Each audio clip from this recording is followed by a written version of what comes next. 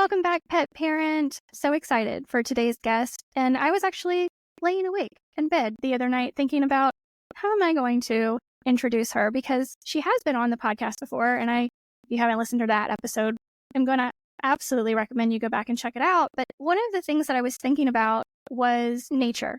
Just how many of us recently in the past, handful of years are waking up and realizing that nature really does give us most of what we need, like pharmaceutical, medical, everything that we have figured out in the last 100 years or so is amazing for emergencies. It's if you need your bone put back in place, or if you absolutely need, there's something crazy going on. For emergency care, it's amazing. It really has changed our lives.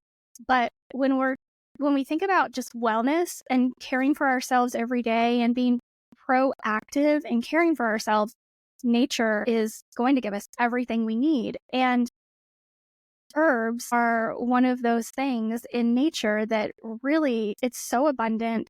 If you have a green thumb, unlike me, then you can grow a lot of these things yourself. And it's really one of the coolest things that I have found in my journey into learning more about nature and bringing nature back into my life and realizing the connection between humans and nature. That's one of the things that I have really, really been focusing on, especially in the past year, is how much humans have disconnected ourselves from nature, and we kind of pride ourselves in how far we've come, like technologically speaking and industrially speaking. But in reality, all we're doing is like chasing the symptoms of pulling ourselves out of the cycle of nature. And so that was kind of the intro that I thought of laying there awake the other night to bring back on the absolutely incredible Rita Hogan.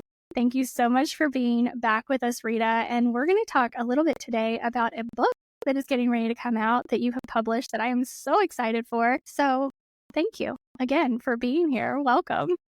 Thank you for having me on. I love coming on your show. Love it. So, thank you. I really am. I'm so excited for your book. One of the things that, and I know I told you this at Super Zoo last year, is that one of my cats passed away in 2023, and I had two different animal communicators reach out to him not long after he passed. And both of the animal communicators, not having known each other at all, I don't think they know each other at all, period. Both, when they connected to him, brought you up to me. It was amazing. It was just a really, really cool thing. And also one of the reasons why I have on my list of things to do in 2025 is to learn a whole heck of a lot more from you specifically, but also just about herbs in general and bringing that back into my life. And I think that the timing of this book for me personally couldn't be better. And I'm really, really excited for it. And I would love for you to tell me a little bit about why you decided to write this book. Oh, wow. Yeah. So I've been in herbalism in one facet or another over the last 21 years. I really started out in 2000. I made like my first herbal remedy in like 2003, I believe. Started selling my wares locally, doing those things. And I boarded dogs and realized how sick they were and kind of dedicated my life to canine herbalism then. And I had a product company for a long time, did that, and then kind of parallel worked on canine herbalism for a long time and started writing and sharing my information, which was hard because I was quite kind of reclusive at the time and just kind of doing my work, like mad scientist. And I started teaching in, I think it was like 2015, 14, 15. I started teaching this group of women, and a big group of women. And I think we started off with like 40. And then I taught them for 4.5 years. And it was every Thursday. We ended up with about 25 that made it all the way to, for 4.5 years every week. It's a lot. It's a big commitment. And so some of them are in practice right now, which is awesome. And I had to show up. They showed up for me and I showed up for them. And I had to show up every week, give or take. It was like, I think we maybe missed about 10 weeks for the whole 4.5 years. I had to show up for them every week and I had to write a lesson. And I had to explain to them from tip to toe or tail, what's going on in the dog as an ecosystem and what that means and how the body works, and then what type of plants can work for what. And I learned so much, and they taught me so much, and I taught them so much. The book is really a product of that teaching moment. And of course, my practice and what I've learned and what I found has worked for me with dogs. And that's all, that's all I can really speak to, because it's not really mine. It is all the people that have come before me and my mentors, and, filtering through my brain and coming out the other side. I did a lot of mapping canine physiology, like human herbalism onto canine physiology, and working with my mentors and refining things. And, hopefully someone will take my book someday and put it through their big brain and refine it even more. And I can only hope for that. And so it's been really awesome to write this book and put the time in, because it took a long time to put, your first book is huge. I have 4 more books coming out. My next book is on canine oncology. And so, but this first book is just really kind of the prerequisite to reading my follow-ups, because it does teach you the basics of holistic canine herbalism, and it'll be a great reference for people. It will be, and the cool thing about it is that it gives you dosages. It gives you places to start. It gives you guidance. It tells you what pharmaceuticals are interacting with certain herbs, or any cautions, and how to recover from surgery, and how to recover from antibiotic use, and how to deal with yeast. I even have a basic elimination diet in there that I use for yeasty dogs and leaky gut dogs. Some people would not agree with it, which is fine, but I've used it in my clinical practice for probably 15 years without ever a hitch.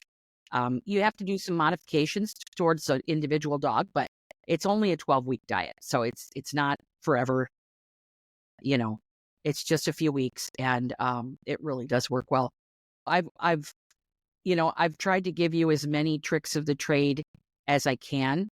So I'm pretty excited about it. Gosh, that really does sound amazing. And it actually semi-answers a lot of the question that I was going to ask you today, one of which is how much of this people can kind of translate onto themselves. But it sounds like you took the human herbalism and for many, many years, figured it out how it works on dogs. So it kind of goes back and forth a little bit. There's really great herbalism books for humans. And all of my mentors, except for Cheryl Schwartz and Susan Wynn, who I did not work with directly, but as, mentors through the written word, have been human herbalists. The people that I've worked with directly have been human herbalists, and, with some knowledge of animals, but that's not what we spoke about. So I had to look what was on the market, and those books changed my life. Like Susan Wynn's book, Veterinary Herbalism, and Barbara Fragoire, great book. It's a textbook, so it's for veterinarians. That's ones, And then I think that Julia DeBarclay-Levy's book, The Dog and Cat Herbal, some people would just think that was just so crazy, right? But if you've read it, there's lots of things in there that some people just go, oh my God, I would never do that. But she really had a grasp of traditional herbalism, and it worked well for her. So when I read that book, it just blew my mind. And then Cheryl Schwartz, The 5 Paws, 5 Directions, everyone should have that book. It's absolutely amazing. And now Cheryl and I are colleagues, and it's come full circle, which I never thought would happen, right? Oh my God. I've come full circle with a lot of all 3 of my big mentors, which were Greg Tilford, Cheryl Schwartz, and Matthew Wood. I've come full circle with them. I've been on Matthew Wood's podcast, and I've helped Cheryl with one of her own pets, and Greg Tilford and I are very close. So 20 years ago, I could have never imagined that. They were these, gods to me, like, oh my God, like, gee, and now being their colleagues is just phenomenal. But you can find yourself in my book as a person. There's hardly anything that doesn't apply to humans in here. Maybe I have a small section called food is medicine, but it still applies. Just not I'm not telling you to eat raw meat, or I'm not telling you, but if you do eat cooked meat, I'm going to tell you to use digestive enzymes. Or if you do eat cooked food, which I eat a lot of cooked food. It's easier on my gut. And so that might, that still does apply. But other than that, I mean, we have longer digestive systems than gastrointestinal tracts than dogs do. So we tend to hold toxins longer. But, besides that, there isn't a lot that can't be applied to humans. Yeah. Well, and one of the things that I wanted to get your opinion on before I jump into any of the questions that are more specific to herbs and the book, because that's really, the basis of the book is herbalism for dogs. And one of the questions that I get asked more than anything with what I do, being a nutritionist, my first thought always comes to food. And the clients I have and the people I see online, and I think a lot of this comes from probably the, current medical industrial complex and pharmaceuticals, where we expect take a pill and it gets better overnight. We know that it doesn't work the same way when we're using nature, when we're using natural things. But do you find, is there benefit? I would imagine there is benefit, but how much loss is there, I guess, is what I'm really getting at. If we don't address the diet first, but we just start using herbs, I would imagine you want to do both. But how do you feel about that? Because I'm sure people have come to you as well with what herb is going to fix X, right? Yeah. So one of the things that my book does is it meets people where they are. So I deal with kibble feeders. I deal with raw feeders, gently cooked, freeze-dried, wherever you're at. I have ideas of what ideal diets look like. They're not for every dog. Herbs can help a dog that's eating kibble. It can help the liver process that kibble better. It can help the gut digest better. It definitely can. So you can use herbs if, whatever diet you're using. But what I really like, what I find interesting is once someone starts to cross over into trying herbal medicine and getting, they get to know one herb and they might add a second and might add a third and things like that. It tends to open them up to possibilities of eating closer to nature, and being closer to nurture, right? So it's like when we nurture ourselves, we nurture our pets. And when we nurture ourselves with good food, we feel better. And I think that's being passed along pretty readily in social circles. The importance, people are getting to understand the importance of quality food, because the disease rates are skyrocketing. And we talked about EMF, we have that in our house now. It is a factor, but the cleaner we eat, the less EMF bothers us, right? When we have vitality and our cells are functioning at the proper frequency, which is affected by the food that we eat. Processed foods has very little frequency.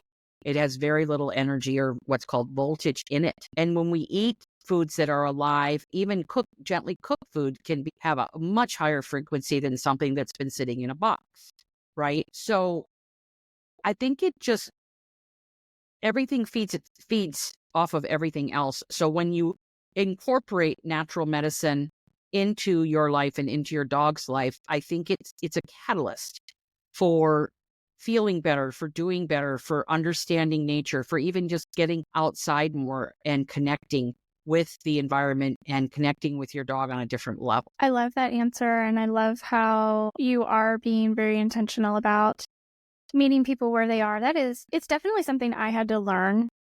And it came a whole heck of a lot more quickly to me once I actually started working with clients individually.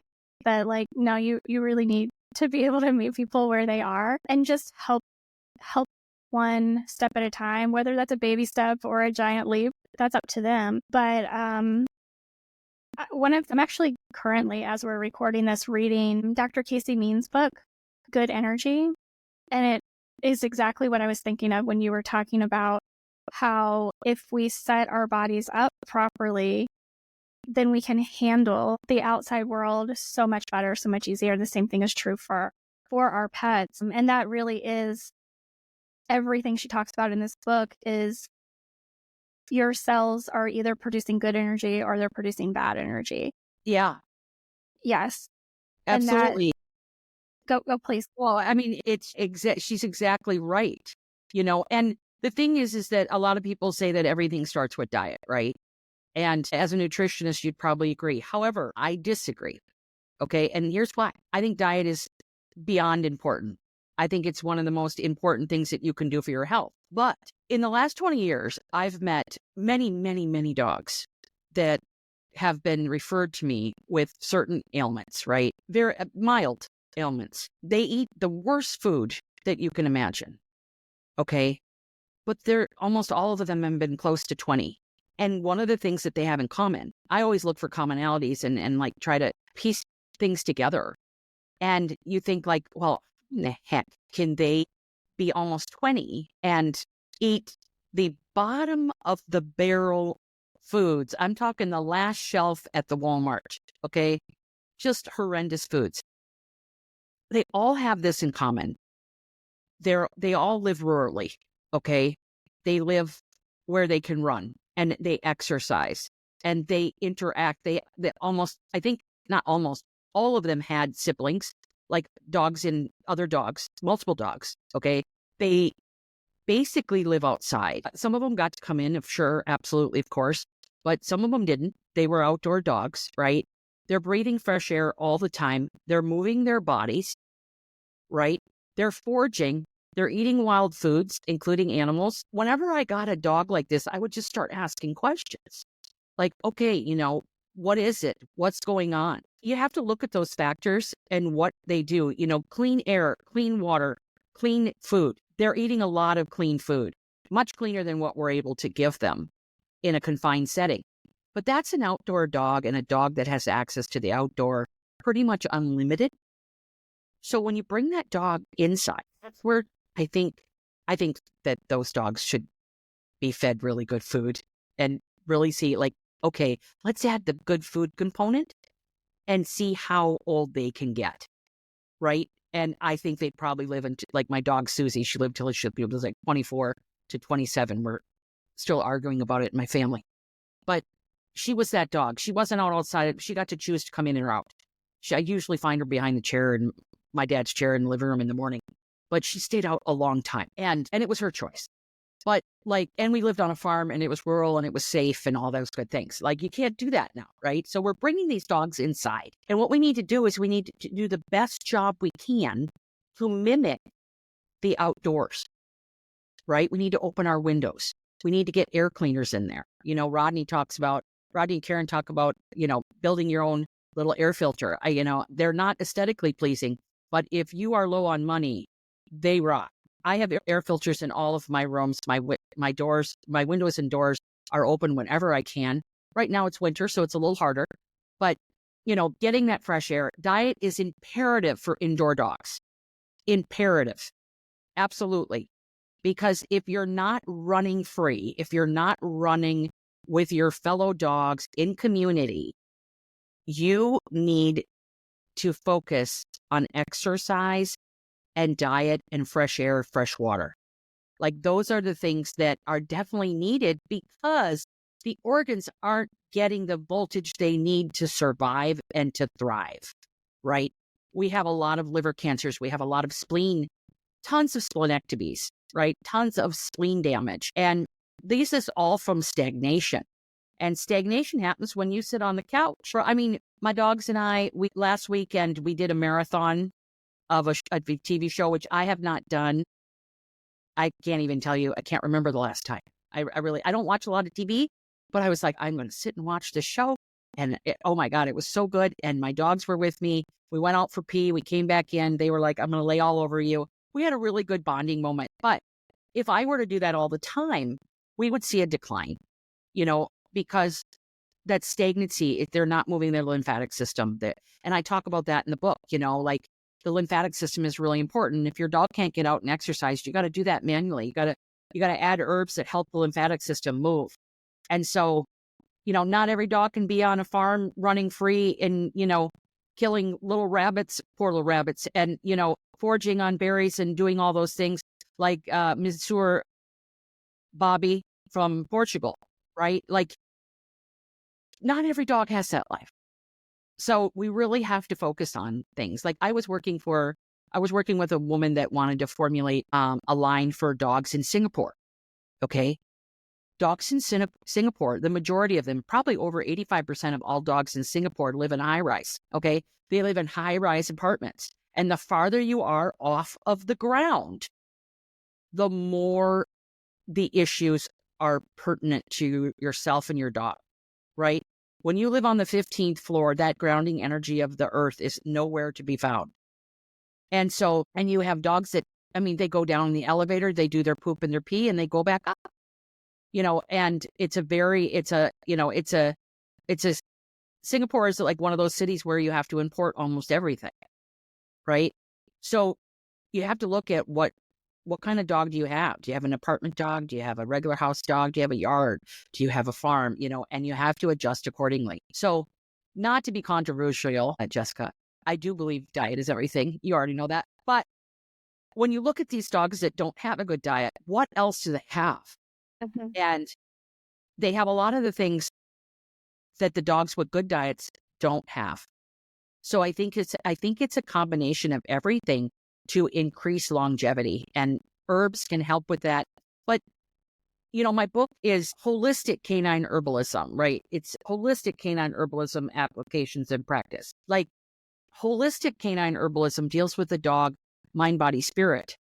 That means food, exercise, our stress. I have a chapter in here called Our Dogs Ourselves. Who are we being around our dogs? Are we stressing them? And a lot of us are.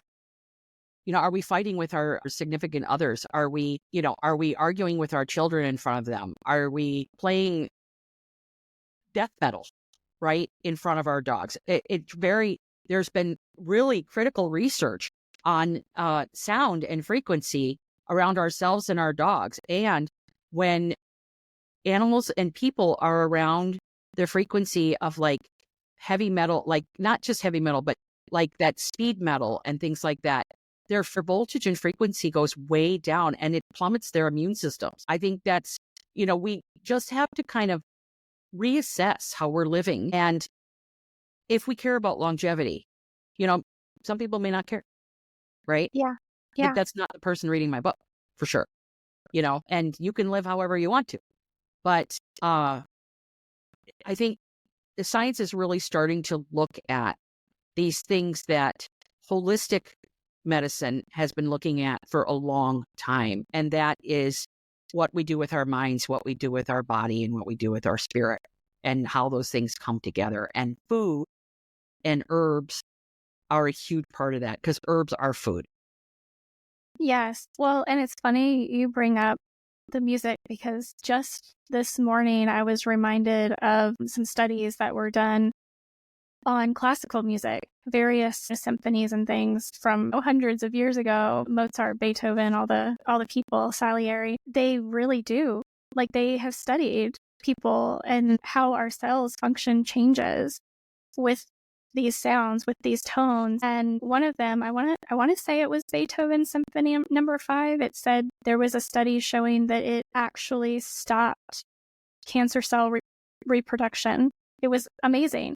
And I'm not saying don't do anything else, right? But, and so just this morning, I turned classical music on again for my cats, because I was, reminded of that. Really, everything in our environment really does matter. And we can use these things to enhance our well-being and our health span. So I'm glad you brought that up. Thank you. Yeah, but it is true. Frequency and music can epigenetically change us. Like, it can change our gene expression. It can change how our cells regulate in the body and how our cells reproduce. So, it may sound crazy, but again, science is starting to take notice of these types of healing modalities. And, it's not going to hurt to what you're doing. I believe in all, I mean, I love frequency medicine. I love sound healing. I believe in it. I've seen it work miracles. You can look at the app store and that you will see tons of apps on frequency and sound, to go to bed, to go to sleep, to get deeper sleep. Cats purring can heal bones, right? It's amazing. Scientifically proven. That study is amazing. But cats purring can help heal bones, and it can help bone marrow because they purr at a certain frequency, right? So all that stuff is just fascinating. I don't deal with much frequency in my book, but I love frequency medicine. So I love all of it. Everything I learned. That's one of the reasons why I love this podcast so much. But to bring it back around to herbs, which is something you know quite a bit about. And I do think the last time I had you on, I asked you this, but I'd like to, just because of the book, I'd like to ask it again. Where, in your opinion, is a place where people who are like completely new to this, they're like, yes, I get it. I want to start with herbs. Where can they start? How should they start? Well, I'll definitely tell you cat people should start with catnip. In fact, you've been an herbalist all along. You've been dealing with catnip is so awesome for a cat's nervous system. Beyond awesome. You should give it to your cat every day. But with dogs, I think just starting with one herb, and like in the back of the book, I have a part called Plants and Fungi Monographs, right? And I believe it's like over 30 plants that I have made a resume for. Let's just call it a resume. A monograph is like a resume. Like it starts with agrimony and it goes all the way. I mean, it has a lot of different things. I do cover mushrooms. And it tells you all about that plant and what's it's for, what is it for and what you need to do with it, what it can do. According to the book, I could only deal with the subjects I dealt with in the book. Otherwise, the book would be 1,000 pages. So, but how to use it, when to stop using it. I tell you how to build a protocol, but one herb at a time, just adding an herb, seeing if it needs to be well indicated. And I help you figure that out in the book. But you need to get to know that herb, like look it up. I'll tell you right now, Google is one of the worst places to find any information about herbs. Okay, you're going to find information that's not true, like chamomile's bad for your dog, or peppermint's bad for your dog, or garlic's bad for your dog. All those things are not true. They are based on research with such a high amount, almost a lethal dose of those remedies. It's just, it's misguided. But if you're looking online, you can use the word monograph to help learn different aspects of a plant, and it needs to be written by an herbalist or a medical herbalist, either one, because an herbalist really knows their plants, and an herbalist would some years under their belt as well, right? So I think that's really important, and you just start with one herb. Like I have this thing on my teaching platform, canineherbalism.com. I have this course. It's kind of like I have to call it a course, but it's an ongoing subscription, kind of, sort of. It's called Monthly Monographs, and we deal with one plant every month. And then you have access to all those plants. I think we have like 27 plants in there right now. But if you just take one plant, learn about it, see if it's well indicated for your dog, according to the symptoms that it deals with, or what I call cofactors, and then try it out. Give it for a few weeks. See how it does. A lot of times people are giving their dogs way too many herbs at a time, way too many supplements at a time. It's kitchen sinking, trying to throw something at the wall and see what sticks. And that is with the best of intentions, right? People are they're looking for answers. They want an alternative to allopathic veterinary care, and they are desperate to find answers and solutions for their dog. So you read this is a new breakthrough in arthritis, and then they start giving it. Oh, they got another one. Then they start giving that. And pretty soon you don't know what's working, what's not working. So you just keep your dog on everything. And your dog has to process that through their liver. Everything that you put on and in them, they have to process. So you want to find out what's working and what's not working. And with herbs, I start out with like you could do a formula, a formula with a few herbs in it, or you could start with one herb and see over a period of 4 to 6 to 8 weeks the differences that herb causes, as long as they're not negative, right? If they're negative, usually you're giving too much of it, or it's just the incorrect formula or herb for your dog, and then you just stop it. But the goal of any herb or any herbal regimen formula is to move in a positive direction, right? So say your dog has a runny nose, right? That's dampness. And if they have a runny nose and you're giving a formula to help dry up some of that damp, in 6 to 8, maximum 12 weeks, we want that runny nose not to be there anymore, right? And then you figure out how long you have to give the herb so that you stop the herb, and if the runny nose comes back, you might have to put them back on it. But you kind of do this trial and error. There's a lot of gray areas in herbalism, and I deal with that in my book and how to navigate it. I love that you do in the book, because I think that's one of the reasons why I have found it so, just personally found it so, difficult to get started, difficult to implement, and it is pretty easy to just take one thing, something you may already grow. I happen to already grow parsley, or I happen to already, whatever you're already growing. But I think the last time I spoke with you, I took some herbs out of my pantry and put them on a towel, just placed them on a towel and just let my dog go and see what she went to and what she didn't. And my dog's so funny. She's like, I'm not playing along with you. And she just looked and was like, I'm not playing along with you. Doing it. Yeah.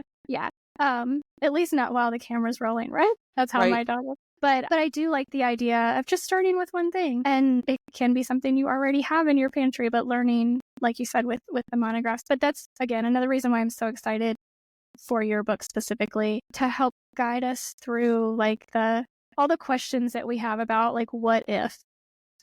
Yeah. So one of the things you mentioned was a runny nose, and you had mentioned earlier about all these dogs that were really healthy. They lived outdoors. And they just came to you for minor issues. So what are some of those really common things that you see in dogs that you're like, oh, there's an herb for that? Well, almost everything. Everything? The most common things people contact me about is, arthritis, mobility is a big one, drainage, yeast, things that I would call our vaccine reactions, leaky gut, the gut being completely IBD, which is, I don't know what is wrong with your dog's gut. That's my translation in there. Inflammation in general, getting a dog more comfortable, lumps, bumps, lots of lumps and bumps, cancers. By the time someone really gets to me, most of my clients, it's we have some urgency to a lot of things, or I have a few clients that do preventative medicine with me, which is great. Herbal medicine with me. They want to prevent things, which is wonderful. A lot of times people are very upset about the current state of affairs in their dogs. And I work with a lot of geriatric dogs. I work with a lot of dogs that are up in age, between 14 and 17. Oh, and you're going to have, right now with the state of affairs that our dogs are dealing with, at that time, you're going to have some liver and kidney issues. You're going to have some mobility and pain issues. So, and I deal with all of that in my book. So I deal with a lot of it, or getting to the, holistic herbalism is about getting to the root cause of something, But Jessica, one thing I do want to say, and this is, I know this is confronting for some people, but because I get a lot of kind of pushback sometimes on herbal medicine. And I'm just going to use peppermint as an example, right? This week I had someone say, I can't believe you reckon peppermint, it's terrible for dogs. And no, it's not. But that same person that is questioning herbs in general has no problem giving their dog the leptospirosis vaccine, or giving their dog Bravecto, which kills hundreds of dogs, if not thousands of dogs a year. I don't know how many dogs, but I know it's most likely close to 1,000. I mean, it's a very small percentage of the dogs that use the drug. But if you look at any drug that you use from the vet, whether it's a wormer, whether it's a flea and tick, whether it's a heartworm pill, if you look at the side effects on the box or in the little pamphlet, they are going to be so astronomically higher and more detrimental to your dog than any herb I can think of besides something that's just straight up poisonous, like belladonna or hellebore, right? I deal with non-toxic herbs. Some have more toxicity than others. And toxicity just doesn't mean that it's going to kill your dog. It means that they might vomit or they might get diarrhea, or you need to really be careful with the dosage. You know, they're more finicky, right? But most of the herbs that I deal with, you know, there really isn't a level in which they've been researched that will kill a dog. They're extremely non-toxic. Yeah, they can cause every herb can cause a side effect. Anything can cause what it cures for the most part. Doesn't apply to everything, but a lot of things can. You can kill yourself with water, with drinking too much water, right? So, you know, I think we've just been pharmaceutically conditioned, and pharmaceuticals can be a great bridge. I've had to use them before. They've saved my life. You know, surgery has saved my life. I'm 53 years old. I've had some stuff happen, right? Hopefully not in the second half of my life, but like, you know, I am not anti-pharmaceutical by no means, and especially when dogs are old. Like when dogs are really like elderly kind of, and also the dogs that are kind of circling the funnel where things are starting to wind down, right? Things are starting to wind down. All the lumps and bumps are showing. They're starting to get mobility issues. You know, my little dog Lola's in that position, right? She's a 15-year-old basset hound, and she was traditionally raised. She's got a lot of lumps and bumps. They're not going to go away. There's too many of them. You know, some of the big ones have kind of reduced, but you can do what you can. But you got to do what you can to make them comfortable. And sometimes that involves a pharmaceutical that can really give them an excellent quality of life in that last year or two, right? And you support the body, you support the liver and kidneys at dealing with that pharmaceutical and some of their side effects. But I'm not anti-pharmaceutical. I do look at them as a bridge in many ways. Some of them, not all of them, but some of them. But you have to question kind of the paradigm in which you were raised. Some people are very familiar with the natural and some people are really scared of it. But ask yourself, what are you really afraid of? Right? Are you afraid that you don't know? And are you afraid that you don't have the answers? Or are you afraid that your dog is going to blow up if you give him some chamomile? Right? And why don't you have that same fear of something that literally is telling you, like, your dog's immune system is impaired, death could occur, a disease could happen in which could kill your dog on this med, right? They have just horrendous side effects like human drugs do, right? And why are you not afraid to give your dog that remedy? I just think that we're just so far away from nature. And I hope that my book, because I tell you about what pharmaceuticals they interact with, I hope my book can create some comfort, create some confidence. You know, it definitely is for the advanced practitioner all the way down to I've never touched an herb in my life, right? You can use it in many different ways. Like Jessica, you're a health practitioner. You can use it in a different way than someone that absolutely knows absolutely nothing, right? They can still utilize the book, learn a lot. But the first part of the book is about teaching. Now it's teaching you certain things. And the second part of the book is reference. Even if you just use the reference section, it's going to help you immensely. And you can start looking at different supplements in a different way. And learn how to pick out supplements, learn about mushrooms and different types of, and I do have a supplement section where I actually just used it the other day for myself, which I was cracking up because I was like, okay, I'm using my own book. I have a vitamin and minerals section that deals with all the different vitamins and minerals and what the synthetic versions are and dosages and all that good stuff and food sources of those vitamins and minerals. And then I have a section on supplements. You know, like I looked up the dosage for sodium butyrate for a dog and I was like, I don't have that memorized, but let me look it up in the Herbal Dog. It deals with like a betaine hydrochloride, black seed oil, bromelain, butyric acid, even CBD, chlorella, coenzyme Q10, colostrum, different types of supplements that we use, like cranberry, D-mannose, green lip mussel, green tea, humic and fulvic acid, raw honey, hydrolonic acid, larch, L-glutamine. Like I have it in the back so that one, the dosages, and two, a little bit about that supplement because they're very popular in the animal world and you might just kind of have that all in one spot. They are. I can think of quite a few just of the ones you listed off that I use between me and my pets. Since we're being confrontational and I happen to like that, one of the things that I saw you post on social media recently, and I was hoping to ask you about this because I actually learned about I have a pretty high level of comfort with essential oils. Mm-hmm. And I understand that is a much more potent form of plant medicine.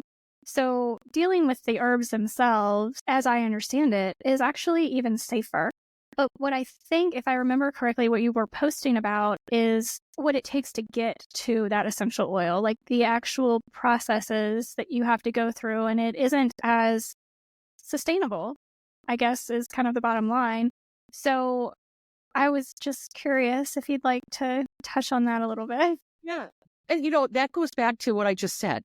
Like a lot of people are afraid of giving their dog some peppermint tea, but they're not afraid of giving their dog a drop of peppermint essential oil.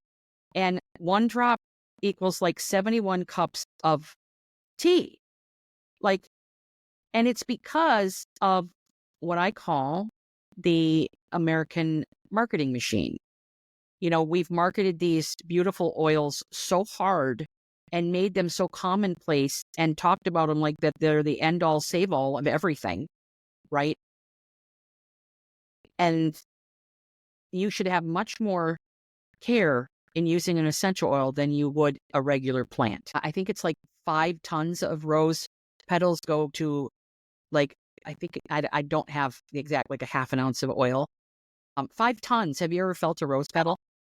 Yeah. You can't even feel it on your hand. Imagine how many 5. It would literally probably fill your house, right? So it is crazy to fathom how much plant material goes into all of the essential oils that are sold.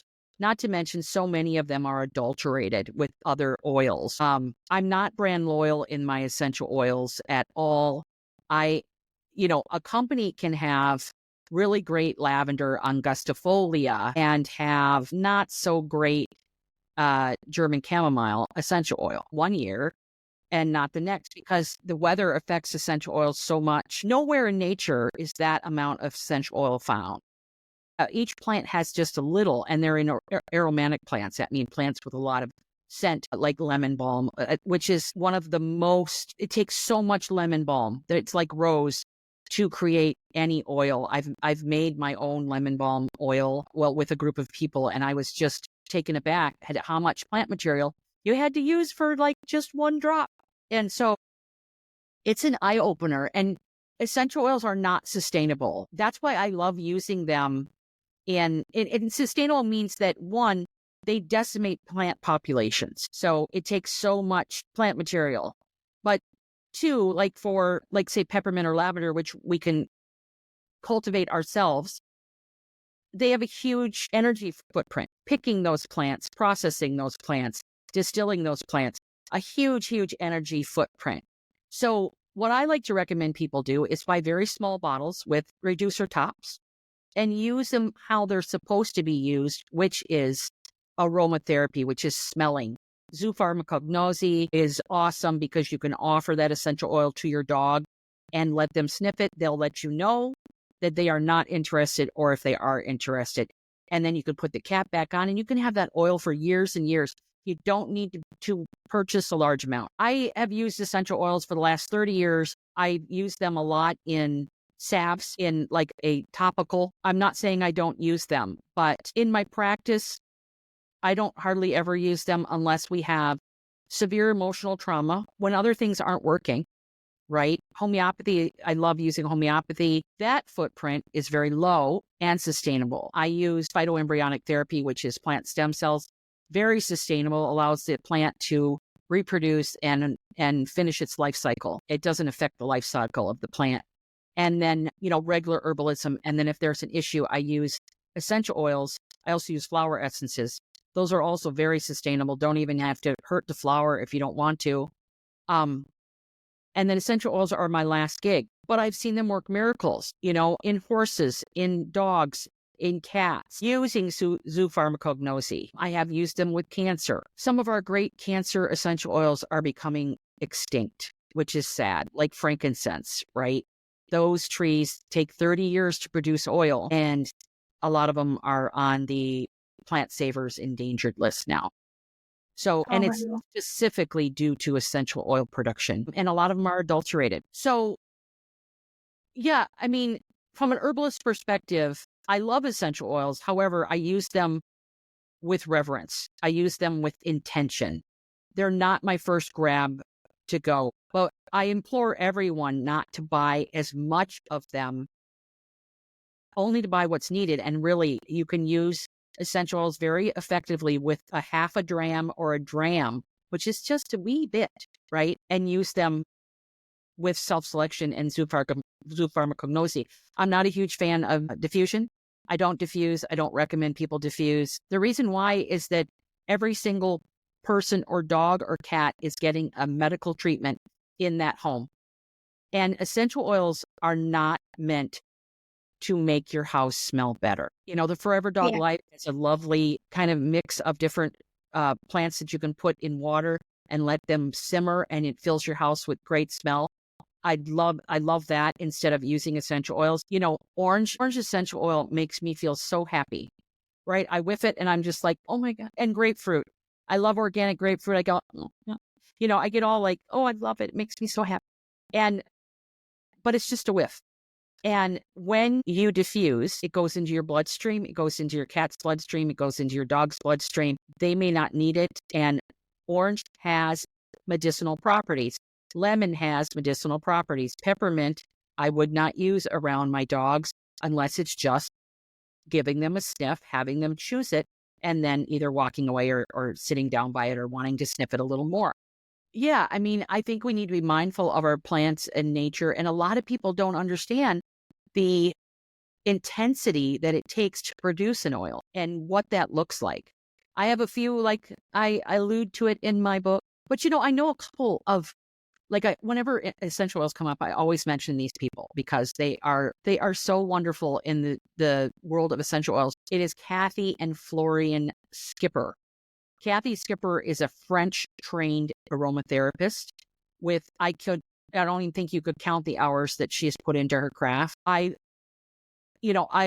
quote her in my book on essential oils, but her and her husband Florian go all around the world distilling their own oils in very small batches of different types of plants, stuff that you probably have never heard of in the essential oil market. And they use those oils to move trauma. They help people with generational trauma, with abuse, child abuse, sexual abuse, all of those things that essential oils are so good at moving that energy and transforming that energy to get true healing for some of the psychosomatic illnesses that we create for ourselves through emotion. And their work is phenomenal. I missed one of their seminars a couple years ago and I just could have kicked myself. I was like, how is this the only time that I can't do something? I obviously wasn't meant to do it at that time, but I plan on taking one of their seminars if I can get around to it in a couple of years from now, for sure. But yeah, they are amazing, and I always mention them. They don't know me, but I know them. Well, I mean, that's important, right? That you know them. Yeah, I love that because I think the more we do go down the rabbit hole, I always want to be aware that footprint that I have and what I'm doing, the more we learn about that, the better stewards of the planet we can be, which is really important. And one more question before we wrap up. I am just curious, and I don't know if you have any case studies in the book, but Is there anything, maybe a story that comes to mind where you used some herbs for a dog, maybe one of your dogs, and you were just like, wow, this is absolutely amazing? My entire career. Yeah, I wouldn't be here if that wasn't my manifestation. Like, I can't help everyone, for sure. You can't help everyone. People and dogs are going to die when they're meant to, but they're in our lives for a purpose, and every day is a gift. But there's been, like valley fever. I've done a couple of valley fever herbal protocols that have completely gotten rid of valley fever where nothing was working. Or, I have a dog that I work with all the time that I've been working with for the last 4 years. He had cancer when he came to me. He's still alive and thriving. With cancer, it's very delicate because you don't know what the window you have. The shorter, I'm a cancer survivor.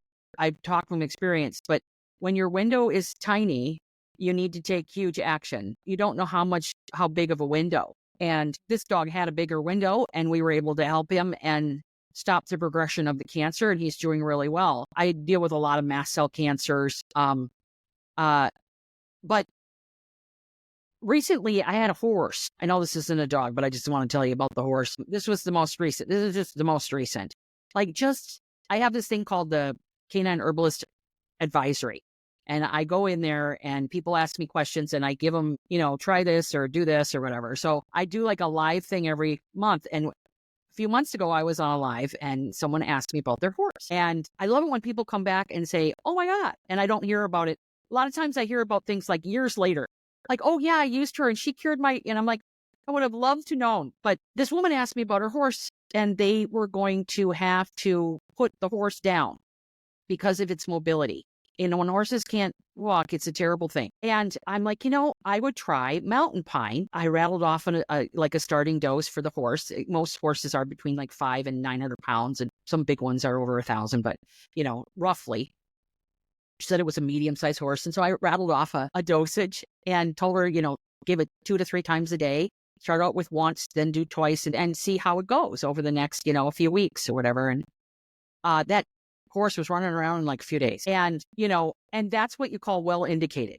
And I didn't have a case history. I didn't have a case built for him. I didn't have paperwork or nothing. And she just said, can you tell me? And then I told her some homeopathy to add in, like a Rita and an Arnica to add in later on. But I said, when this stuff works, it works really well. So just give it a try first and then, tag me in the group and we can try other things. And she's just like, oh my God, my horse is doing so well. This is just crazy. And it was either her horse or her friend's horse. And that was like this happened just recently. And I was like, yes, because, those types of things are so important when all the chips have been played and there's not much else anyone can do. That's when I love to see herbs come to the rescue.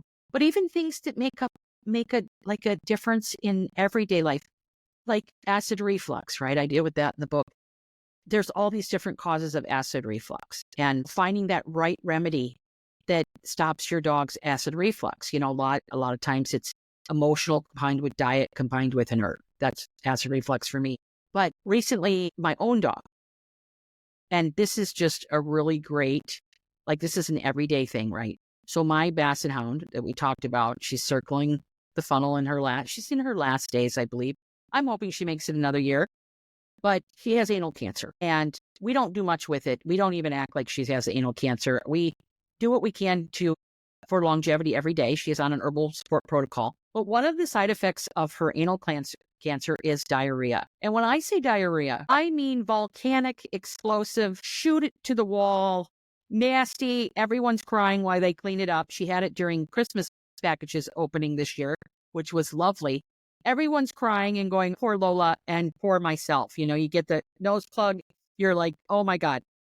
And got the sage stick, the whole thing. If Lola gets her blackberry leaf tincture every day, she does not have any diarrhea. Now, of course, it was Christmas. And the night before and the morning of, she missed 2 dosages. She didn't get it. And then she let us know that, nope, not going to work. Just something like that, right? That can add comfort to the dog, keep them living longer, because chronic diarrhea will cause a lot of horrible things to happen to your dog, and making other people, dog owners and dog guardians a lot happier. Like, I know my life is better with blackberry leaf. I mean, it is. And it's just something so simple. She just gets it in the mouth, one dropper twice a day, keeps the diarrhea away. And that's just what's called acute herbalism, but it's fantastic, right? Yeah. And nothing else works. That works. And it's just a product of what's going on in her system. But she was only given a few weeks over a year ago.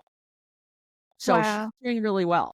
And doing really well. She has an herbal remedy that involves herbs and mushrooms and blackberry leaf. So, and milk thistle. That's amazing, though.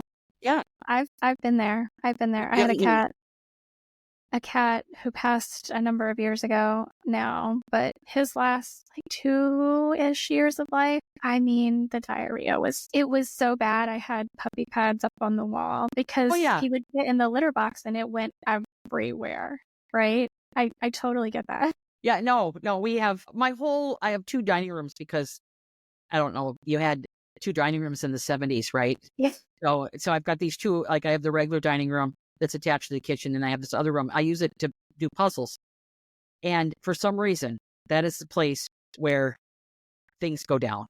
We have a permanent waterproof pads that are covering the floor. You're a dog owner when you have these things and you allow them to stay there, and we have to that's at least she'll go in that one spot if they haven't. But I got it on the wall. I have it here in case, she hasn't had it since Christmas because I was we set alarms now to give her blackberry leaf. But, it's just something simple. And, we're dog owners. We can talk about diarrhea. Oh, of course. Yeah, absolutely. Well, absolutely. I appreciate getting 2 examples of ways that have been very impactful for you. So the Herbal Dog, it's coming out February 4th. You can pre-order it a lot of different places. Anywhere you buy books. Yes, I know I pre-ordered mine just on Amazon because, I mean, don't we all? And where can people, you've mentioned a couple of things that you have going on. Monographs? Monolith? Oh, monograph? Monograph. Yes.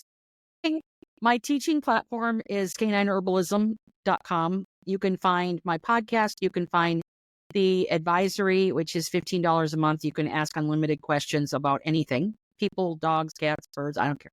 And I have courses on there.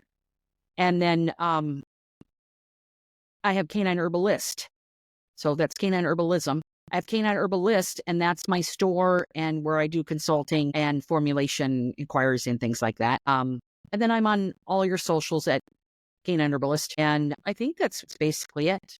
And then the Herbal Dog, which is my books website from my publisher. And you can order there. It has many places to order, not just Amazon. We have the Bookshop and Barnes & Noble and BAM and the Thrift Books. Thriftbooks.com online has my book and has had it for almost $6 off with free shipping.